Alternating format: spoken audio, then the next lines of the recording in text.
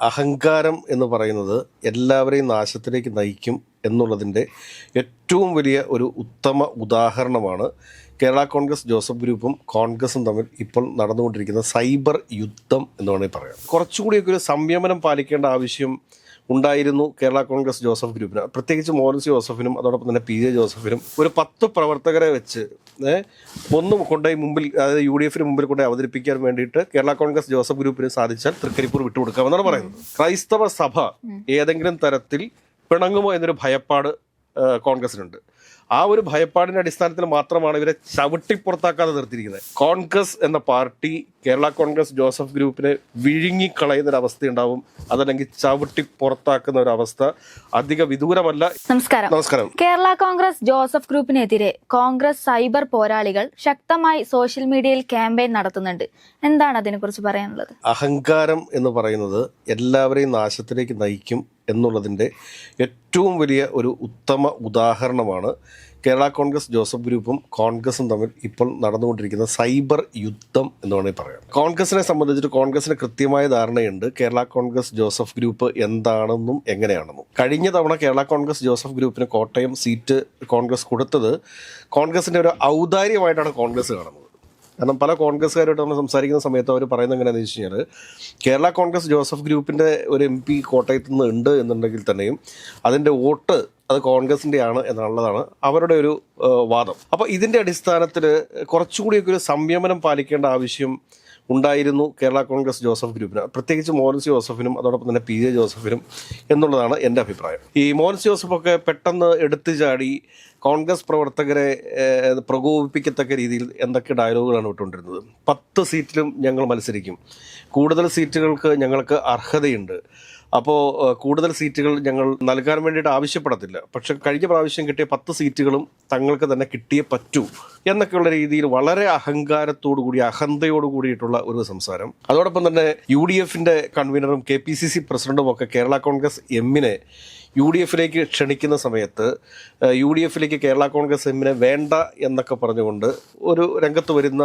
ഒരു സമീപനം. അതായത് UDF കൺവീനറും KPCC പ്രസിഡന്റുമാണ് പറയുന്നത്. ഈ UDF എന്ന് പറയുന്ന സംവിധാനത്തെ നയിച്ചുകൊണ്ടിരിക്കുന്ന പാർട്ടിയാണ് കോൺഗ്രസ് എന്ന് പറയുന്നത്. അപ്പോൾ ആ കോൺഗ്രസ് പാർട്ടിയുടെ സംസ്ഥാന അധ്യക്ഷനും ആ പാർട്ടിയുടെ പ്രമുഖ MP അടൂർ പ്രകാശും ചേർന്നുകൊണ്ട് മറ്റൊരു ഘടകകക്ഷിയെ മുന്നണിയിലേക്ക് ക്ഷണിക്കുന്ന സമയത്ത് അവരെ ഒന്നും എടുക്കാൻ പറ്റത്തില്ല എന്ന് അഹന്തയോടുകൂടി അല്ലെങ്കിൽ അഹങ്കാരത്തോടു കൂടി ഇവർ പറയുന്ന സമയത്ത് സ്വാഭാവികമായിട്ടും കോൺഗ്രസ് പ്രവർത്തകർക്കിടയിൽ എന്തുണ്ടാകും എന്ന് ചോദിച്ചു കഴിഞ്ഞാൽ ഒരു ദേഷ്യം ഉണ്ടാവും ഇവരോട്. അതുകൂടാതെ തന്നെ ഇപ്പോൾ ഏറ്റവും ഒടുവിൽ നമുക്കറിയാൻ വേണ്ടി സാധിച്ചിട്ടുള്ളത് സിറ്റിംഗ് MLA തൊടുപുഴയും കടുത്തുരുത്തിയും അതോട് ചേർത്ത് ചങ്ങനാശ്ശേരി, ഈ 3 സീറ്റുകൾ മാത്രമാണ് കേരള കോൺഗ്രസ് ജോസഫിന് നൽകാൻ വേണ്ടിയിട്ട് കോൺഗ്രസ് സൈബർ പോരാളികൾ തീരുമാനിച്ചിട്ടുള്ളത്. കോൺഗ്രസിന്റെ തീരുമാനമല്ല ഞാൻ പറഞ്ഞത്, കോൺഗ്രസിന്റെ സൈബർ പോരാളികൾ തീരുമാനിച്ചിട്ടുള്ളത്. അതായത് ഇപ്പോൾ പറയുന്നത് തൃക്കരിപ്പൂര് ഒരു തരത്തിലും വിട്ടുകൊടുക്കില്ല എന്നുള്ളതാണ് കോൺഗ്രസിന്റെ അവിടുത്തെ പ്രവർത്തകരുടെ ഒരു വികാരം എന്ന് പറയുന്നത്. അവർ പറയുന്നത് വെച്ച് കഴിഞ്ഞാൽ തൃക്കരിപ്പൂര് എല്ലാ മണ്ഡലത്തിലും ഒരു 10 പ്രവർത്തകരെ വെച്ചിട്ട്, ആധാർ കാർഡ് ഉൾപ്പെടെ ഒരു 10 പ്രവർത്തകരെ വെച്ച് ഒന്നും കൊണ്ടുപോയി മുമ്പിൽ, അതായത് UDF മുമ്പിൽ കൊണ്ടുപോയി അവതരിപ്പിക്കാൻ വേണ്ടിയിട്ട് കേരള കോൺഗ്രസ് ജോസഫ് ഗ്രൂപ്പിന് സാധിച്ചാൽ തൃക്കരിപ്പൂർ വിട്ടുകൊടുക്കാമെന്നാണ് പറയുന്നത്. പിന്നെ മറ്റൊരു സീറ്റ് ഇവർ ആവശ്യപ്പെടുന്നത് ഇരിങ്ങാലക്കുട തോമസ് ഉണ്ണിയാടനോടും അവിടെ ഇപ്പോൾ ഷോൺ പല്ലിശ്ശേരി അങ്ങനെ ഒരു യുവ നേതാവാണ് ഇപ്പോൾ ഇപ്രാവശ്യം ഇരിങ്ങാലക്കുടയിൽ മത്സരിക്കാൻ വേണ്ടി പോകുന്നതെന്നാണ് നമുക്ക് അറിയാൻ വേണ്ടി സാധിച്ചിട്ടുള്ളത്. അപ്പോൾ ഈ ഷോൺ പല്ലിശ്ശേരിയൊക്കെ അവിടെ മത്സരിക്കുന്ന സമയത്ത് തോമസ് ഉണ്ണിയാടൻ തങ്ങളുടെ ഒരു ക്ലെയിമുമായിട്ട് വന്നു കഴിഞ്ഞാൽ അവിടെയുള്ള യൂത്ത് കോൺഗ്രസ് പ്രവർത്തകരും ആവശ്യപ്പെടുന്ന കാര്യം എന്താണ് എന്ന് ചോദിച്ചു കഴിഞ്ഞാൽ, എല്ലാ മണ്ഡലങ്ങളിലും, അതായത് എല്ലാ പഞ്ചായത്തുകളിലും ഒരു 10 പേരെ വെച്ച് കേരള കോൺഗ്രസ് ജോസഫ് ഗ്രൂപ്പ് ഇത് ഞങ്ങളുടെ പ്രവർത്തകരാണ്, അല്ലെങ്കിൽ ഇത് ഞങ്ങളുടെ മണ്ഡലം പ്രസിഡന്റാണ്, ഇത് ഞങ്ങളുടെ മണ്ഡലം സെക്രട്ടറിയാണ് എന്ന് പറഞ്ഞ് ആധാർ കാർഡ് ഉൾപ്പെടെ കാണിക്കണം. അതല്ലാതെ തൊടുപുഴയിൽ നിന്നോ അല്ലെങ്കിൽ കടുത്തുരുത്തിയിൽ നിന്നുള്ള ആളുകളെയൊക്കെ ഇരിങ്ങാലക്കുട കൊണ്ടുപോയിട്ട് വാടക വീട്ടിൽ താമസിപ്പിച്ചിട്ട് ഇത് ഞങ്ങളുടെ മണ്ഡലം പ്രസിഡന്റാണ് എന്ന് പറഞ്ഞിട്ട് കാര്യമില്ല. അതല്ലാതെ മറിച്ച് ഇരിങ്ങാലക്കുടയിലുള്ള 10 പേരെ കാണിക്കാൻ വേണ്ടിയിട്ടാണ് അവിടെയുള്ള യൂത്ത് കോൺഗ്രസ് പ്രവർത്തകരുടെ ഒരു ആവശ്യമെന്ന് പറയുന്നത്. അപ്പോൾ അത് എത്രത്തോളം സാധ്യമാകും എന്നുള്ളതിനെ കുറിച്ച് തോമസ് ഉണ്ണിയാടൻ ഇപ്പോൾ ആലോചിച്ചുകൊണ്ടിരിക്കുകയാണ്. ഒരുപക്ഷെ തോമസ് ഉണ്ണിയാടൻ എന്തൊരു ഒരു കമ്പനി തുടങ്ങിയിട്ട് ആ കമ്പനിയുടെ സ്റ്റാഫുകളെ ഒക്കെ അവിടെ വാടകയ്ക്ക് താമസിപ്പിച്ചിട്ട് ഇത് ഞങ്ങളുടെ മണ്ഡലം പ്രസിഡന്റാണ് എന്നൊക്കെ പറയാനുള്ള ഒരു കാര്യത്തിലേക്ക് കടക്കുമോ എന്ന് നമുക്ക് അറിഞ്ഞുകൂടാ. അത് കൂടാതെ പിന്നെ നമ്മളിങ്ങോട്ട് വരുന്ന സമയത്ത് പിന്നെ കുട്ടനാടിന് വേണ്ടിയിട്ടാണ് ഒരു വലിയ കടുംപിടുത്തം പിടിച്ചുകൊണ്ടിരിക്കുന്നത്. അഡ്വക്കേറ്റ് അനിൽ ബോസ് ഒക്കെ കഴിഞ്ഞ ദിവസം നടത്തിയ പ്രസ്താവന, എൻ്റെ ഒരു അഭിപ്രായം പറയുന്നത് കുട്ടനാട് ശരിക്കും പറഞ്ഞു കഴിഞ്ഞാൽ കേരള കോൺഗ്രസ് ജോസഫ് ഗ്രൂപ്പിന് അവകാശപ്പെട്ടാണ്. കേരള കോൺഗ്രസ് ജോസഫ് ഗ്രൂപ്പിന്റെ മണ്ണ് തന്നെയാണ് കുട്ടനാട് എന്ന് പറയുന്നത്. കുറച്ച് പ്രവർത്തകരൊക്കെ ഉള്ള സ്ഥലം തന്നെയാണ് കുട്ടനാട്. അപ്പോൾ ആ കുട്ടനാട് സീറ്റ് ഒരു തരത്തിലും വിട്ടുകൊടുക്കില്ല എന്നാണ് അവിടുത്തെ കോൺഗ്രസ് പ്രവർത്തകർ പറയുന്നത്. അപ്പോൾ അങ്ങനെ വരുമ്പോഴത്തേക്ക് പിന്നെ കോതമംഗലം എന്ന് പറഞ്ഞാൽ കേരള കോൺഗ്രസ് ജോസഫ് ഗ്രൂപ്പിനെ സംബന്ധിച്ച് അല്പം വേരോട്ടമുള്ള ഒരു സ്ഥലമൊക്കെ തന്നെയാണ്. ഇല്ലെന്ന് ഞാൻ പറയുന്നത്. അവിടെ ഷിബു തെക്കുംബർ എന്ന് പറയുന്നത് കേരള കോൺഗ്രസിന്റെ ഒരു അനിഷേധ്യനായ നേതാവാണ്. കേരള കോൺഗ്രസ് ജോസഫ് ഗ്രൂപ്പിന്റെ നേതാവ് എന്നതിനപ്പുറത്തേക്ക് സ്വീകാര്യതയുള്ള ഒരു വ്യക്തി കൂടിയാണ് ഈ ഷിബു തെക്കുംബർ എന്ന് പറയുന്നത് കോതമംഗലത്ത്.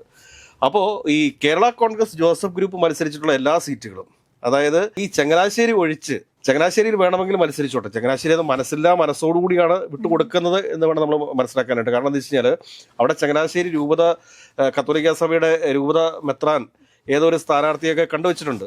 അപ്പോൾ അതിൻ്റെ അടിസ്ഥാനത്തിൽ മാത്രമാണ് ആ ഒരു സീറ്റ് വിട്ടുകൊടുക്കാനായിട്ട് കോൺഗ്രസ് തയ്യാറാവുന്നത്. ഇതിനകത്ത് ഏറ്റവും വളരെ ഗൗരവകരമായിട്ടുള്ളൊരു കാര്യം എന്താണ് എന്ന് ചോദിച്ചു കഴിഞ്ഞാൽ, നമ്മൾ കഴിഞ്ഞ ദിവസങ്ങളിലെ ചർച്ചകളിലൊക്കെ നമ്മൾ പറഞ്ഞിരുന്ന കാര്യമാണ്, മുസ്ലിം ലീഗിനെ സംബന്ധിച്ചിട്ട് കേരളത്തിലെ സമാധാനം ആഗ്രഹിക്കുന്ന അല്ലെങ്കിൽ മതേതര സ്വഭാവമുള്ള ഒരുപാട് മുസ്ലിങ്ങൾ പ്രവർത്തിക്കുന്ന ഒരു പാർട്ടിയാണ് മുസ്ലിം ലീഗ് എന്ന് പറയുന്നത്. അതോടൊപ്പം തന്നെ CPM-നകത്ത് പ്രവർത്തിക്കുന്ന ഒരുപാട് സെക്യുലറിസ്റ്റ് ആയിട്ടുള്ള മുസ്ലിം ന്യൂനപക്ഷത്തിൽപ്പെട്ട ഒരുപാട് ആളുകളുണ്ട്. അത് കൂടാതെ തന്നെ അതിതീവ്രമായിട്ടുള്ള ന്യൂനപക്ഷ വികാരങ്ങളുള്ള കുറേ ആളുകൾ കോൺഗ്രസിനകത്ത്, അതായത് പോപ്പുലർ ഫ്രണ്ടിൻ്റെ ഒക്കെ നിരോധനത്തോടു കൂടി ഈ കോൺഗ്രസിനകത്ത് ചേക്കേറിയിട്ടുണ്ട്.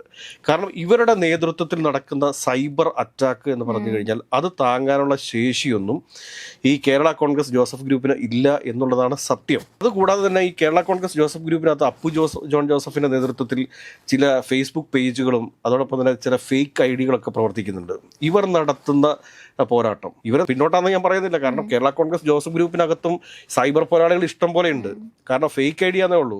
ഒരാൾ തന്നെ ഇരുന്നുകൊണ്ട് 100 അക്കൗണ്ടുകൾ ഓപ്പറേറ്റ് ചെയ്യുന്നു എന്ന് മാത്രമേ ഉള്ളൂ. പക്ഷേ അവർ നടത്തിക്കൊണ്ടിരിക്കുന്ന പോരാട്ടങ്ങളും ഇങ്ങനെ ഈ രണ്ട് പക്ഷങ്ങൾ തമ്മിൽ ശക്തമായ പോരാട്ടമാണ്, സൈബർ പോരാട്ടമാണ് ഇപ്പോൾ സാമൂഹ്യ മാധ്യമങ്ങളിൽ നടന്നുകൊണ്ടിരിക്കുന്നത്. ഫേസ്ബുക്ക് പേജൊക്കെ ഒന്ന് ഓപ്പൺ ചെയ്ത് നോക്കിക്കഴിഞ്ഞാൽ അപ്പം തന്നെ വരുന്നത് ജോസഫിനെ ചീത്ത വിളിച്ചുകൊണ്ട് കോൺഗ്രസ്സുകാരൻ്റെ പോസ്റ്റ്, കോൺഗ്രസ്സുകാരനെ ചീത്ത വിളിച്ചുകൊണ്ട് ജോസഫ് ഗ്രൂപ്പുകാരൻ്റെ പോസ്റ്റ്. ഇതെവിടേക്കാണ് ഇവർ പോകുന്നത്? ഞാൻ പറയുന്നത് ജോസഫൊക്കെ ആത്മാഭിമാനം ഉണ്ടെങ്കിൽ കോട്ടയം MP സ്ഥാനമൊക്കെ രാജിവെച്ച്, കാരണം ഞാൻ പറഞ്ഞത് UDF മുന്നണി വിടണമെന്നേ, കാരണം അവർക്ക് ഏറ്റവും അടുത്ത ബന്ധമുള്ള മറ്റേതെങ്കിലും ഒരു മുന്നണിയിലേക്ക് അവർ പോട്ടെ, അതൊക്കെയാണ് നല്ലതെന്ന് എനിക്ക് തോന്നുന്നു. കാരണം കോൺഗ്രസ്സുകാർ പറയുന്നതാണ് കേരള കോൺഗ്രസ് ജോസഫ് ഗ്രൂപ്പിനെ മുന്നണിക്കൊരു ആവശ്യമേ ഇല്ല, അവിടെ PJ ജോസഫ് എന്ന് പറയുന്ന ഒരു വ്യക്തി അവിടെ ഉള്ളത് കൊണ്ട് മാത്രമാണ് ഈ കേരള കോൺഗ്രസ് ജോസഫ് ഗ്രൂപ്പിനെ UDF ചുമക്കുന്നത് എന്ന് വരെ പറയുന്ന രീതിയിലേക്ക് കോട്ടയം ജില്ലയിലെ അല്ലെങ്കിൽ കേരളത്തിലെ കേരള കോൺഗ്രസ് ജോസഫ് ഗ്രൂപ്പിന്റെ ബന്ധം വഷളായിരിക്കുന്നു എന്ന് വേണം നമ്മൾ മനസ്സിലാക്കാനായിട്ട്. അതുകൂടാതെ തന്നെ കോൺഗ്രസിനെ പിന്നെ ആകെ ഭയപ്പെടുത്തുന്ന ഒരു കാര്യം എന്താണ് എന്ന് ചോദിച്ചു കഴിഞ്ഞാൽ, ക്രൈസ്തവ സഭ ഏതെങ്കിലും തരത്തിൽ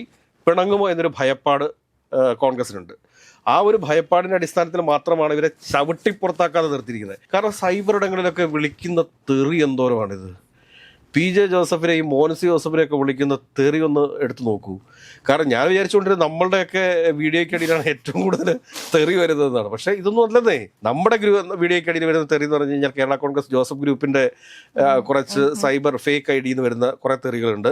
അത് കൂടാതെ പിന്നെ ഉള്ളത് എന്താണെന്ന് വെച്ച് കഴിഞ്ഞാൽ, നമ്മളെ രാഹുൽ മാങ്കൂട്ടത്തിന്റെ വിഷയം പുറത്തു കൊണ്ടുവന്നതിന്റെ ആ ഒരു വൈരാഗ്യം തീർക്കാൻ വേണ്ടിയിട്ട് രാഹുൽ മാങ്കൂട്ടത്തിന്റെ കുറെ അവരെ ഉണ്ണിക്കുട്ടന്മാരെ നമ്മൾ വിളിക്കുള്ളൂ.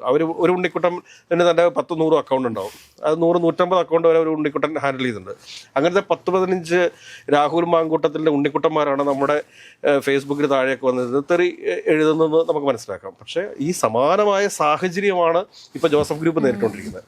ജോസഫ് ഗ്രൂപ്പിന്റെ ജോൺ ജോസഫ് വിചാരിച്ചാലൊന്ന് കൺട്രോൾ ചെയ്യാൻ പറ്റുന്ന ഒരു സൈബർ പടയല്ല, അല്ലെങ്കിൽ സൈബർ വാളിപ്പിള്ളേരല്ല ഈ കോൺഗ്രസിന്റെ ഞാൻ പറഞ്ഞല്ലോ ഈ ഷാഫിയുടെയും അതോടൊപ്പം തന്നെ ഈ രാഹുലിന്റെ ഒക്കെ നേതൃത്വത്തിലുള്ളത്. അപ്പം ആ രാഹുലിനെ പിന്തുണച്ചിരുന്ന പല സൈബർ പേജുകളിലുമാണ് ഇന്ന് ജോസഫിനെ തെറി പറഞ്ഞുകൊണ്ട് അല്ലെങ്കിൽ മോൻസി ജോസഫിനെ തെറി പറഞ്ഞുകൊണ്ടുള്ള വാർത്തകൾ വരുന്നത് എന്ന് കാണുമ്പോൾ അതൊരു വിരോധാഭാസമായിട്ട് തോന്നുന്നു. VD സതീശനൊക്കെ എപ്പോഴും ടീം UDF എന്നൊക്കെ പറയുന്നുണ്ട്. പക്ഷേ കേരളത്തിലെ ഏറ്റവും പ്രധാനപ്പെട്ട ഒരു സമുദായമായിട്ടുള്ള ക്രൈസ്തവ സഭാ സമൂഹത്തെ മാറ്റി നിർത്തിക്കൊണ്ട് VD സതീശൻ എന്ത് ടീം UDF എന്ന് പറഞ്ഞാലും കേരളത്തിൽ അധികാരം പിടിക്കാൻ പറ്റുമോ എന്ന് ഉള്ള കാര്യത്തിൽ സംശയമാണ് എന്ന് പറയേണ്ടിയിരിക്കുന്നുള്ളൂ. അതല്ല എങ്കിൽ VD സതീശനെ പോലുള്ള ഒരു പ്രതിപക്ഷ നേതാവ് അടുത്ത മുഖ്യമന്ത്രിയാവാൻ വേണ്ടിയിട്ട് ആഗ്രഹിക്കുന്ന ഒരു വ്യക്തി ചെയ്യേണ്ടത് എന്താണെന്ന് ചോദിച്ചു കഴിഞ്ഞാൽ, ഈ സൈബർ വാളിപ്പിള്ളേരെ, അതായത് കോൺഗ്രസിന്റെ സൈബർ വാളിപ്പിള്ളേരെ നിയന്ത്രിക്കാൻ വേണ്ടി സാധിക്കണം. അതല്ലെങ്കിൽ ജോസഫിനെ നിയന്ത്രിക്കാനായിട്ട് PJ ജോസഫിനെങ്കിലും സാധിക്കണം. നമ്മൾക്കിപ്പോൾ ഏറ്റവും അവസാനം അറിയാൻ വേണ്ടി സാധിച്ചിരിക്കുന്നത് അങ്ങനെ കഴിഞ്ഞ ദിവസം ജോസഫിന്റെ ഒരു പ്രസ്താവന വന്നിരിക്കുന്നത്,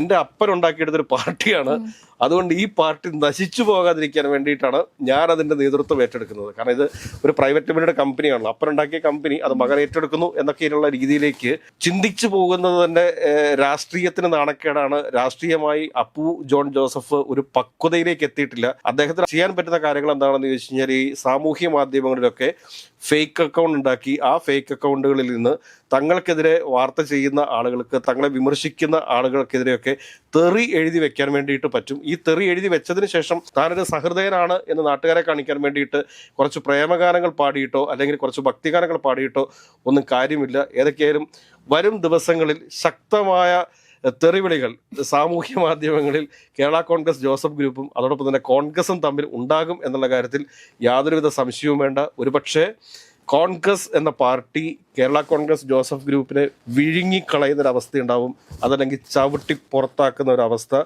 അധിക വിദൂരമല്ല എന്ന് മാത്രം പറഞ്ഞുകൊണ്ട് അവസാനിപ്പിക്കാം.